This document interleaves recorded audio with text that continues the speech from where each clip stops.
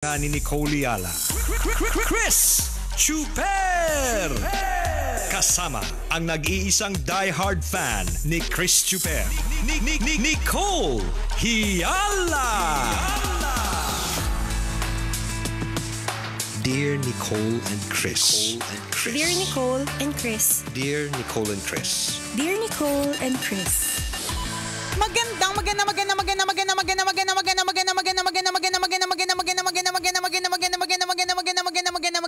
Magandang tanghali, mga tambalanista, mga kabisyo. Hi, partner! 100 days before Christmas! Oo nga. Ang bilis, ano? Alam mo, kanina nga tinitingnan ko yung calendar ko for the week, tare. Kala mo naman daming ginagawa. Maka-artista. The busiest person in the room. Alam mo yun. Nicole Yala. Tingnan natin ang calendar for the week. Tapos na-realize ko, next, sa Saturday is the 21st. Sa susunod na Sabado, 28 na, mass wedding na pala natin. Yes, ganun na kalapit. Ang lapit na pala. Wala pa akong hawak na budget. Charot. Hindi pa kompleto mga pambayad. Sanglahan natin yung mga ginto. Ay, hindi to sa akin. Yung lalo nag-aatraso. Lalo tayo magkakaproblema niyan, friend. Diba? Alam mo, gaano ba kahaba yan? Natimbang na ba yan? Kung Alin hindi ba? pa, pwede natin kagatin, tipak-tipakin, tapos pagpira-pirasuhin. Ayan eh. Ayan eh. Sindikato talaga. Yan yung sinasabi ko sa'yo, magpapasko na, hindi ka pa nagbabago. Itigil mo na yung mga kasamaan mo, charot, di ba? Oo, sinabihin ko na yung mga kasamaan ko, yung mga miyembro ng Chop Chop Gang. Ano daw? Oo, sabi ko, huwag kayong tilad ng mga motorsiklo. Yan, di ba? Doon tayo sa gold. Yan. Yung mga hindi pa natitimbang, magbagong buhay tayo. Yung ba gusto mo sabihin? Hindi kasi yung chop-chop, ano ba yung chop-chop dati ng mga kaibigan mo, mga parte motor, di ba? Ang bibigat, di ba? Hindi madaling isilid sa bag. Doon tayo sa gold, chareng, di ba? Pero grabe no, 100 days before Christmas, pero bago yan, syempre, yung celebration ng anniversary ng Tambalan, which is happening on September 28. Yes. Ilang buwan na po namin itong pinag-uusapan, pinag-iisipan, tapos na-realize ko nga nung tumitingin ako sa calendar, sabi ko, hala, next Saturday na pala yun, next Saturday. Napa-OMG ka, no? Oo, OMG! Ang lapit na pala talaga. Tapos bigla nakita ko pa, ang dami nagpo-post ng mga Christmas, pinatugtug mo pa yung Christmas song ng Tambalan. 100 days before Christmas 100 days before Christmas na lang. Before we all know it, sa totoo lang, pag nag-end of September, dire-diretso na siya. Kanina nga, meron tayong nag-aas ng availability natin ng October. Tapos na-realize ko, wala tayong availability dun sa Wednesdays of October. Nung tinitingnan ko siya, hala, oo nga no. So, ibig sabihin yun, next time na kikitain kami ng taong ito, November na. Ang bilis, di ba? Ano na po yung mga prinamis na magpapapayat? Ano na po yung mga prinamis na mag-iipon? Ano na po yung mga prinamis na hindi na po mahuhulog sa maling tao? Ano na? Sinasabi natin eh. Matatapos na naman ang taon! Ilang araw mong pinagpuyatan yan, pinag-isipan mong mabuti, nagsulat ka sa papel mo ng New Year's resolution. Yan! Ayan o, matatapos na naman ng 2024, kabisyo. May isa o dalawa bang na-checkan doon na nagawa mo na? Kung 30 yung sinulat mo doon, tapos ni isa wala ka pang nagagawa, huwag mo nang gawin next time. Oo, wag na, masasaktan ka lang. Pa-New Year's resolution ka pa, wala namang tinutupad, di ba? Andun ka pa rin sa maling tao. Nandun ka pa rin sa relationship na it's constipated, di ba? Hanggang ngayon, hindi ka pa rin nakakaipon. Ayan tayo Nakakalurk eh. Pero ang bilis ng takbo ng panahon, di ba? And then, alam mo, sa totoo lang, nakakalungkot din naman talagang isipin kapag halimbawa, meron ka mga nilista ng mga bagay-bagay tas hindi sila natupad. Nakaka-disappoint nakaka-disappoint. Pero syempre, may ambag ka rin eh. May hindi natin pwedeng sabihin isisisi na naman natin sa gobyerno. Kasalanan na naman ng presidente. Oo, isisisi na naman sa office mate, isisisi mo na naman sa kapitbahay na hindi ka pinautang or isisisi na naman sa kung kanino man na ang tanong dito, ano yung ambag mo? Bakit hindi natutupad yung mga nakasulat dyan sa resolution mo, di ba? Control mo lahat yan eh. Yung pagpapapayat, pag-iipon, di ba, hindi mai-love sa maling tao. Yan, pwede. Hindi kasalanan ng ibang tao yan, kasalanan mo na yan. Meron kang ambag dito eh. Masakit man talagang isipin, pero kailangan pong talagang tanggapin na lahat ng mga nangyayari sa buhay natin, may ambag tayo dito. Hindi naman, halimbawa, yung isa kong kakilala, nag-message, kung kailan 47 na siya, partner, saka siya nabuntis ulit. Eh di kaming lahat ng batchmate kinabahan, di ba? Ninervyos kasi posible pa pala. So ngayon, galit na galit siya, naiirita siya, nabubwisit siya kasi bakit daw nakalusot. Sabi ko, hala, wala ka ba doon? Ano nangyari? Sabi ko talaga, sabi ko, walang kaalam-alam. Ano to? Sabi ko, bakit parang feeling mo wala kang inambag? Sabi ko, ano, itutulog ka ba nung mga panahon na yon? Diba? So, hindi mo pwedeng laging sabihin na, kasalanan niya eh. Yes, hindi pwedeng ganon. Hindi dapat ganon. Diba? Hindi dapat ganon. Actually, sinisisi niya asawa niya kasi daw hindi daw nagbilang, hindi nag-ingat, mga ganon-ganon. Tapos sabi ko, bakit yung asawa mo lang, nandun ka din? Diba? So, meron ka ding ambag doon. So, yan. So, kung ano man yung sitwasyon na meron ka ngayon, meron kang ambag dyan. Totoo diba? yun na kadalasan produkto yan ng ating pagdedesisyon. Maaaring tama, maaaring mali, pero lahat ng decision making natin may consequences. So, yan yun. Yan ang resulta niyan. At the end of the day, mga kaibigan, ito ay tungkol lahat sa sarili natin at hindi sa ibang tao. Yan. Bago ka matulog, ma-realize mo, ang nangyari pala sa akin ngayong araw na ito ay most of them ay kagagawan ko. Oo, meron din pala akong action ko. Oo, meron din pala. Hindi maaaring minsan hindi naman talaga ikaw totally ang may kasalanan. Katulad niyan yung kakilala ko na buntis, 'di ba? 50-50 yan, 'di ba? 'Di ba? May lalaki at may babae para mabuo ang isang baby. Ganun lang 'yon, 'di ba? So, minsan 80-20, 70-30, basta minsan nga kaunti lang yung ambag mo eh. Halimbawa, bakit nangyari ang bagay na yan? Siguro ang ambag mo kasi hindi ka umambag. Ambag rin yun Gets mo? Bakit nangyari bakit yung kaibigan mo nadukutan sa harapan mo? 'Di ba? Anong ambag mo doon? Ang ambag mo, wala kang ambag, hindi ka sumigaw, hindi mo nariningan yung friend mo, 'di ba? So, lahat 'yun may ibig sabihin meron tayong kinontribute kahit papaano kung bakit hindi natutupad o natutupad ang isang bagay. Totoo 'yun. So, wag laging sinisisi sa iba kung ano yung nangyayari sa buhay natin. Lagi ka may contribution diyan. Yung nangyari sa iyo ngayong araw na ito, simula kaninang umaga hanggang ngayong tanghali, kadalasan diyan produkto ng ating pag-iisip, produkto ng ating pagdedesisyon. So kung nagutom ko ngayon, kagagawan mo rin yan. Huwag mo sasabihin na, wala kasi akong choice eh. Wala akong pagkain eh. Di choice mo nga magutom. Kasi may choice ka din namang humanap ng pagkain. Pwede naman maging mabait sa mga kapwa para kapag yung mga makaraos sa gutom. Di ba? Pwede din namang kunyari, sabi ko nga po sa inyo, kung di nyo pa po ito alam, di ba? Kasi nabago tayo ng time slot. Dati nung nag-aaral ako, wala talaga kami masyadong pera. Hindi pala masyado. Wala talaga kami pera. Saktong. Kulang. Hindi pala sakto, ngangay. Tama, kulang, ganyan. So ako, wala akong hindi ko na-experience all throughout my school life na binigyan ako ng allowance. Yung ibig sabihin na merong pera. Oo, may perang ibabaon. Hindi eh. Ang baon ko, kung ano man yung niluto sa bahay namin, na pagdating sa school, malantutay na talong. Kaya pala mahilig ka sa lantutay. Kasi bata ka palang exposed ka na sa lantutay. Correct, diba? Ganon. Chicken na malungkot. Masaya siya nung umaga. Kaya lang pagdating ng tanghali, diba? Malungkot na siya. Ganon. Kasi walang extrang budget para abutan kami ng pera. Pero ako, di wala naman ako magagawa, 'di ba? Yun lang naman ang kaya ng pamilya eh. Anong gagawin natin, 'di ba? Pero ang pwede kong maging yun din siguro yung dahilan kung bakit medyo nagbida-bida tayo, ganyan kasi para hindi ako magutom, partner. Kailangan makapal ang mukha mo. Kailangan makapal ang mukha ko eh. Dapat hindi ka mahiyain. Sa true, kung mahiyain ako, di sana wala akong baon na tinidor at nakikitusok ako sa pork chop ng kaibigan kong masarap, 'di ba? So, dinadaan ko lang sa chika eh, pero hindi nila alam, tinutusok ko na yung siomay, 'di ba? Parang, talaga? Habang kinakausap sila, gano'n talaga mga nangyari. Tapos magjo-joke ako, tapos tumutusok na ako sa mga ulam nila. Di gano'n. Diba? Hindi nila alam nakakarami ka na. Sa true. Di ba? Yung gano'n ba? Meron kang pwedeng gawin or pwedeng hindi gawin. So, meron ka talagang ambag dito. Ganun. Totoo, maliban sa ambag na pinag-uusapan natin, siguro iwasan din natin yung gumawa ng napakaraming excuses sa buhay-buhay. Yun nga marami sa atin, wala naman akong choice eh. Tanggapin ko ng mahirap ako. Ito na yun eh. Hanggang dito na lang ako, yes. di ba? Ang pagkaganon, binibigyan mo ng limits yung sarili mo. Lagi tayong may choice, mga kaibigan.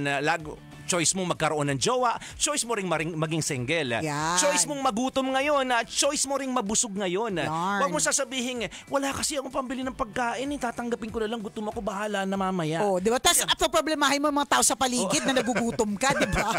Ang tanong nga, may Idadami ginawa mo pa ka ba sila. kaya nga, dadami mo sila sa kasungitan mo, nangain ka ng tao kasi nagugutom ka ngayon, di ba? Hinayaan mo magutom ka eh. Oo, naalala ko isa kong kakilala partner, ang sakit-sakit ng ulo niya, tapos hindi siya umiinom ng gamot. Sabi ko, bakit? Hindi Choice siya mo ba umiinom. talaga to? Sabi ko, tapos nagagalit siya kasi ba't daw, ang sakit-sakit daw ng ulo niya. Ayaw niya uminom ng gamot kasi ayaw niya daw masanay. Sabi ko, anong gagawin natin? kaming nasa paligid mo yung napeperwisyo kasi masungit ka dahil masakit ang ulo mo. Di ba? Tapos ayaw mong uminom ng ayaw gamot. mong uminom ng gamot. Tinutulungan ka na nga namin. Kaya Binibigyan ka nga. na namin ng suggestion. Di ba? Ayaw mo tanggapin. Lahat ng sinabi namin ayaw. Sabi namin, sige, uminom ka na maraming tubig. Kasi kung halimbawa ayaw mong masanay sa gamot, may mga ganyan talaga. O di ko kung hindi ayaw mo ng mga synthetic, ayaw mo ng mga gawa ng siyensya, di anong gulay-gulay yung pwede mo. Anong tapal-tapal at pahit-pahit Kaya ang nga. gagawin natin? Anong gusto mo? Di ba? Ayaw din. So sabi ko anong gagawin natin? Di ba? Masakit ang ulo mo, tapos wala kang gagawin. Tapos kami mapeperwisyo, di ba? Diba? Kasi choice mo yun eh. Oo. At again, lahat ng mga choices natin, may consequences po yan. Agaya niya, tingnan mo, hinahayaan niyo masakit ang ulo, tapos... Diba? Tapos kami lahat na mapeperwisyo, di ba? Alam mo, sabi ng isang psychologist, ayan. Kailan mo kinausap tong psychologist na to? 3 days and 2 weeks ago. Okay. Nung Okay, nagiinom okay. kami. So di tayo sure kung yung psychologist na ito, kabisyo, medyo mapagkakatiwalaan kasi nakainom. Tsareng. Ante, pili ko mapagkakatiwalaan yung kausap mong psychologist. Ikaw yung medyo nag-worry kami kasi lasing ka rin. Correct, 'di ba? Hindi ako makaintindi. Baka mali yung i-deliver, 'di ba? Meron yung psychologist na ito na nagbigay ng isang talk. Sabi niya, kadalasan daw, kasi 'di ba masasabi mo kapag ganyan, doctor din sila doctor of psychology, 'di ba? Doktor sila. Pero kadalasan daw na-experience niya partner na kapag merong may sakit, ganyan. O kaya basta siya mismo daw sa sarili niya, parang never siya kinonsider as a doctor. Ang laging doktor na, parang, doktor pala siya, parang ganon. Hindi kasi, di ba? Kasi ang laging pagkakilala lang Hindi, natin. manikurista ako. Hindi. Nagtatabas ako ng damo, grass cutter, ganon. Hindi laging na experience kasi sanay siya na yung mga tao pag sinabing doktor, ito talaga yung mga gumagamot na mga physical pain. Oo. 'Di ba? Since psychologist siya, emotional yung kanya, mental, ganun. Siguro yung kausap niya nagulat. Ha? Doktor kayo? Hindi lagi, hindi siya talaga partner. Minsan nga parang kailangan niya pang isulat. Alam mo, gusto niya may tarpaulin siya. Doktor po ako, ganun. Seryosohin niyo ako, ganun. Kahit nakasuot na siya na puti. Oo, hindi ganun. Parang mas binibig. Kasi, di ba maski nung mga bata tayo, na-realize nga din natin to Di ba yung mga anak natin, kahit maliliit sila, pag may sugat sila, alam nila na ang unang gagawin, lalagyan ng band-aid, 'di ba? O kaya papalagyan, papahugasan or kung ano man kasi nga physical siya, nakikita natin siya. Pero yung kapag emotional, hindi madalas hindi natin pinapansin, nalulungkot, hayaan mo lang malungkot siya, 'di ba? Parang ganon. So yung sinasabi ng psychologist partner, kailangan kapag ganyan na meron kang nararamdaman tungkol sa sarili mo na kalungkutan, ganyan, yung feeling mo na hindi mo kayang mag-ipon, feeling mo hindi mo kaya magpapayat, yung lahat ng mga negative na feelings, kailangan din nating i-resolve yun. Kasi minsan Yes, tama. ang iniintindi lang natin pag nagkasugat tayo, 'di ba? Parang ang explanation at saka pag malungkot ka, ganyan, o kaya ganyan 100 days before Christmas hindi ka pa nakakaipon, huwag ka din nagsasasama dun sa mga taong hindi rin nakakaipon kasi Mahahawa ka ng bisyo nila. Hindi sila makakatulong Pare-pareho sa'yo. kayong Correct. titirik ang mata pagdating ng Totoo. Noche Buena kasi walang pera. Pare-parehas kayong galit kasi hindi natupad yung New Year's resolution, 'di ba? Correct, Yung mga ganun. Parang katulad daw na kapag may sugat tayo, hindi naman natin dinidiinan yan 'di ba? May sugat kasi syempre alagaan natin. Hindi Masukista ako. Correct. Pinuso ko pa, bakit? Gusto ko Pinalalaki ikaw yung sugat. Oo, Bakit? ayoko lang na may sugat. Gusto ko magkapantal siya, di ba? Gusto ko balidin yung buto ko. Wala ka nakikitang ganun eh. Di ba? So, ganun din daw sa mga people that you choose to be with. So, kung halimbawa, ganyan, hindi natutupad yung mga pangarap mo. At sino ba yung mga tao na nasa paligid mo? Baka itong mga tao sa paligid mo, dinuduldul ka rin para hindi talaga matupad yung pangarap mo. Parang sugat. Yes. Hindi mo gagawin sa sarili yun eh, na duduldulin mo pa yung sugat mo para lalo kang magkasugat. Hindi. So, ganun din daw sa iisip, 'di ba? Wag mong hayaan na negative lagi yung nasa isip mo. Wag mo Totoo ding yun, hayaan na yung mga taong magi-influence sa'yo puro negatibo. Para siyang sugat na mas lalo mo pang sinusugatan. Wag daw ganon. So, ang point dito, Oo. wag ka magpapakabusog. Yan. Kasi 100 days before Christmas na. Gets nyo ba? Kailangan pa bang i-memorize yan? Basic. Di ba? Gets nyo yung Diba? point ng tambalan, di ba? Totoo naman eh. Gets Oh, nyo yun. yes. Gets natin yun. Naintindihan nyo po. Ngayon, kung hindi nyo po naintindihan, gets din namin. Mga matatalino lang nakakakuha ng joke namin. Charot. Oy, salamat ng marami sa lahat ng mga kabisya nating nakatutok mula noon hanggang ngayon. Muli ako ang kumikinang ina mo na si Nicole Yala. At ako naman si Cambio King Chris Chuper. Na nagpapaalala, una magdasal ka para mabuhay ka, pangalawa mag-toothbrush ka para mabuhay naman iba. Yun! This ACS Manufacturing Corporation, ISO Yun, gustong-gusto ko yung sinabi niya talaga na yun na parang, hindi pagka physical, nakikita mo yung sugat, hindi mo naman sinusugatan lalo yung sugat mo unless nag-a-addict ka, di ba? So, ganun din pagdating sa mind. Pagka malungkot ka, huwag kang maghahanap ng taong mas malungkot pa sa'yo. Kung sadness ang emotion mo, huwag kang maghahanap ng sadness kasi walang maiaambag sa yan. Ang iaambag niya, mas lalo kanyang dudurugin kasi nga siya si sadness. Yes. Diba? So ganun din, huwag mong hahayaan na malungkot ka na nga, ang sakit na nga ng kalooban mo, kunyari iniwan ka ng jowa mo, tapos hahanap ka pa ng kausap na ang sasabihin sa'yo, alam mo kaya ka talaga iniwan kasi ang pangit mo. Diba? Hindi makakatulong. So ngayon, choice mo din. Yan yung sinasabi nating choices. Choice mo din yan kung sino yung mga papapasukin natin sa buhay natin. Kasi totoo yun mga kaibigan, araw-araw tayo nabubuhay, no? Life is all about making choices. And as much as possible, you always have to make the right choice. Sana. Tao lang tayo, nagkakamali, pero sana natututo tayo. Ganun ka komplikado yung decision making. Pag nagkamali ka talaga sa pagdedesisyon, mapapahamak ka. Halimbawa sa sugat, o kaya sa emotion mo, alam mo nang malungkot ka, pero pinili mo pa rin, naging choice mo na sumama sa mga taong dinuduldul yung kalungkutan mo. Oo, may ganun It's a wrong decision making. So pag ganun, mapapahamak ka talaga. Pero kung ang naging choice mo, alam mong malungkot ka, sumama ka doon sa mga tao, mag-uplift ng emotion mo. Magpapaligaya sa iyo, and that's a good decision. Dapat ganoon. So correct. Medyo kailangan pagtuunan mo talaga ng pansin yung pagdedesisyon na yan. Halimbawa, yung kaibigan ni Nicole na nagulat para nabuntis siya. Oo. 'Di ba? Uminit yung ulo ko. Alam mo, sa halip na maging happy ako para sa kanya. Una, kinabahan kami lahat kasi pwede pa pala. Diba? Pangalawa, ano ba yun? Produkto yan ang decision mo. Bakit ka nagugulat? Diba? Alam mo, naghalikan kayo eh. Nag-decide ka na magtanggal ng damit. Naramdaman mo, nag-decide kami pumasok sa katawan mo. Diba mga ganon? So alam mo yung consequences nito. Ngayon, kung alam mo yung magiging consequences nito, dapat dun pa lang sa process na ginagawa nyo yun, nakapag-decide ka na ng maayos. Yan. Diba? Para hindi ka nalulungkot, hindi ka nagsisisi, or hindi mo sinisi sarili mo, hindi ka rin nanisi ng ibang tao. True. Kasi nakapag-decide ka na kaagad ng tama. Correct. And speaking of deciding yung correct, 'di ba? Yung tamang desisyon. Tama naman yung desisyon ng lahat ng mga couples for our upcoming mass wedding. Sa kanilang decision to have this beautiful bond na ibe-bless ni Lord, 'di ba? Kaya sa darating na September 28, we are celebrating our 20th anniversary on radio through a mass wedding ng 20 couples. Itong mass wedding na ito ay naisakatuparan ng dahil sa Mayet de la Rosa Fine Jewelry. Thank you very much ng bonggang-bongga. Napaka-bongacious po ng kanilang mga alahas. Every now and then, meron silang mga sale. So, go ahead and visit their website, www.mayatdelarosa.com. Meron din silang social media accounts, Mayat De La Rosa. So, importantacious na ang hanapin po ninyo yung legit, ha? Wag lang basta-bastang bili ng hindi chinecheck. And of course, thank you very much also to Arena Plus. Sila po yung ating dalawang major sponsors. So talaga namang malaki ang naging ambag nito para sa magiging kalalabasan ng kasalang parokya. Yan. At yung impact nito doon sa mga taong ikakasal pagdating ng September 28.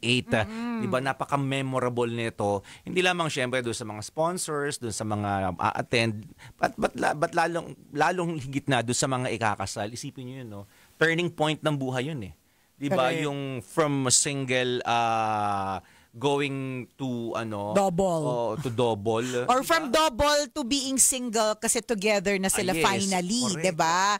Oo, ang atang Turning point ng buhay mo yun. correct. Tutulog ako mamaya, may katabi na pala ako. Oo, actually lahat naman sila partner nagsasama na eh. Oo, talaga. Yung mga Nagli-live-in na yung iba. nagli-live-in together. Yun lang talagang pagbabasbas ang inaabangan nila na mangyayari sa September 28.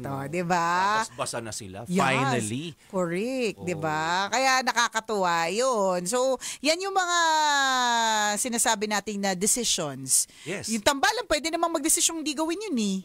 Pwede namang yung 20th anniversary namin, anong gagawin namin? Edi magpapapansit. Pwede naman pwede eh. yung singsing na manggagaling sa Mayat De La Rosa, suot namin sa mga 20 daliri. Correct, namin, 'di ba? 20 daliri mo. Asan yung iba? Pati sa paa. O, 'di ba? Pero hindi, ang desisyon namin ay i-share ito sa iba kasi hindi na Ipasuot sa kanila. Oo, kasi hindi naman ito sa amin. So it's always a choice. Hindi pag sinabi mong wala kang choice, it's actually also a choice. Yes. Yan. O siya, salamat na marami sa pagtutok sa amin ngayong araw na ito. Mamaya tayo ulit. Kwento ni May Wagang Bornay. Babush.